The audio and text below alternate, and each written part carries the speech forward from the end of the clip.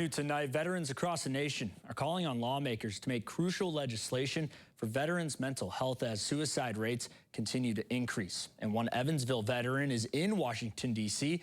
this week to do just that. 44 News reporter Aaliyah Malero spoke with the veteran and lawmakers on the issues that they want addressed. Two bills being addressed by veterans in Washington, D.C. include the 21st Century Veterans Health Care Act and the Not Just Another Number Act. Two bills that they say are critical in improving mental health access for veterans. And it's a whole totally different world from the military to civilian life. Veterans' mental health is an issue lawmakers have been dealing with for years. It's an ongoing issue. Congress is addressing it in a bipartisan way. We all recognize that this needs to be dealt with.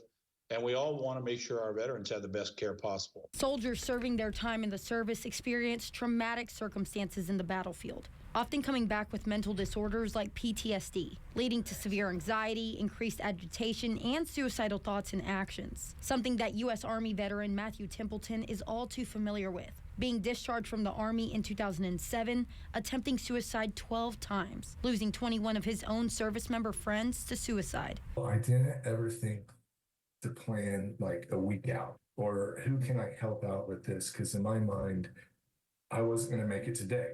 Battling through those suicidal thoughts all the way up to 2020. Now Templeton is advocating for not just himself, but other service members who want their needs met. Templeton and several other veterans are at the Capitol this week to share their stories and voice what they want to see from lawmakers, like better outpatient treatment, which currently takes up to 6 to 8 months between appointments with Veteran Affairs, and better analytics into veteran suicide to better the resources that are provided to service members.